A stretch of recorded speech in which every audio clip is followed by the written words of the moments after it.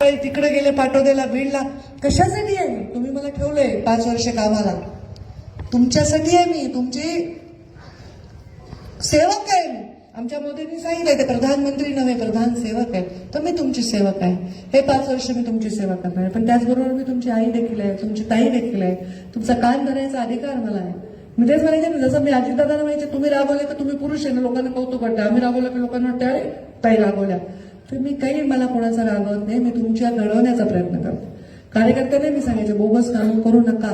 जर चौकशी लागली मी वाचवू शकणार नाही. पैसे काही किती पैसा असेल, जर कायदा तुमच्या विरोधात आहे तुम्हाला जग वाचवू शकत नाही, देव वाचवू शकत नाही. तर कायद्याच्या बाहेर काही करायची गरज नाही. छान काम करूया. हे प्रवचन देण्याचं कारण आहे की परत या कार्यालयातून अशा काही अपेक्षा तुम्ही करू नये की अँटी करप्शन मध्ये मी पकडला गेलोय, पैसे घेतले होते हातात, पावडर पण लागली माझ्या हाताला, पण ताई माझा तुमच्या पाहुण्याचा मी पाहुणा आहे. काय करू शकते? एक अधिकारी माझ्याकडे आला होता ग्रामविकास असताना. त्यांनी एका लैंगिक शोषण केलं एका महिला अधिकाऱ्याचं.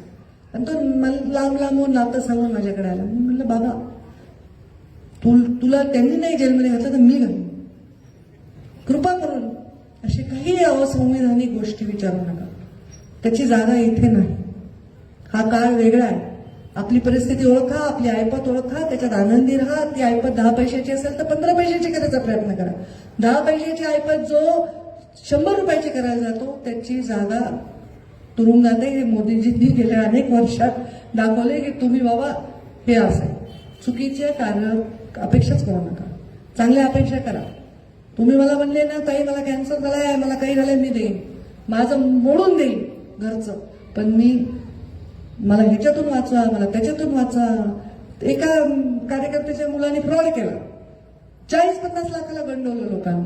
ते पैसे नाही तुम्ही द्या ना, मी तुमचे कार्यकर्ते. कसं देणार नाही बाबा तुम्ही? आणि ते पैसे तुम्ही वापरले. मुलांनी कुठून पैसे आणले विचारा ना रे बापांनो, आईला. नवरा कुठून पैसे आणतो विचारा ना बायकांनो. तुम्हाला गंठन केलं, तुम्हाला साडी केली, तुमच्या घरावर 4 मजले चढले, पुन्हा मग कारवाई झाली, केस झाली, अटक झाली, मग काय करायचं? बरोबर आहे का? कधीतरी विचारा ना घरात कुठून पैसा यायलाय. 10 रुपयाचे 100 रुपये करा, पण काम करा. आणि ते काम करायला मी तुमच्या पाठीशी उभी आहे. तुम्हाला 10 लाखाचं पत्र दिले ना, लाख रुपये कमवा. पण 10 लाखाचं पत्र दिले 10 लोक गायब करू नका. प्लीज करू नका. मस्त 10 नाही. मी आधी म्हणायचे, मी जेव्हा आधी लोकांना म्हणलं मी 1 कोटीचं काम देते ना एखाद्या कार्यकर्त्याला, त्याला 5 लाखाचं मिळत नव्हतं ना, त्याला फंड त्याला मिळायलाच ना प्रॉफिट. तर करू नका. चांगलं काम करा. काही आता लोक बदमाश पण असतात राजकारणात, चांगले पण असतात. काही लोक आपल्याला सोडून गेले, काही लोक आपल्याला वापरून निवडून येऊन दुसऱ्याशी संधान करून गडबड करायला. करू द्या त्यांना. काय करायचं ते. माझ्या विरुद्ध कारस्थान केलेला कोणताही माणूस आज जागवा कुठे दाखवा. कारण माझ्या हृदयामध्ये पाप नाही, देवाचा साक्षात आशीर्वाद. आता 400 मतांनी पडले माधव तात्या. किती मतांनी पडले? तो 600 मतांनी पडले. म्हणजे अजून 400-500 मताचाच विषय होता ना. म्हणजे हे होत राहतंय राजकारणात. मी पण पडली. पण ज्यांनी हे केलं ते पुन्हा नकाशावरून गायब होतं, ते लक्षात ठेवा. आणि त्याला मला काहीच करावं लागत नाही. निसर्ग करतो काय करायचं.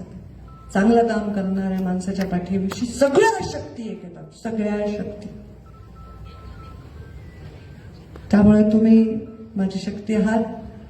खूप गंभीर भाषण मी केलं असेल, पण तुम्ही गंभीर ऐकायला अजिबात हलनात डोलनात काही करणार. मग तुम्ही झोपला असताल तर उठा आणि जागे असताल तर टाळ्या वाजवा आणि मला रजा द्या.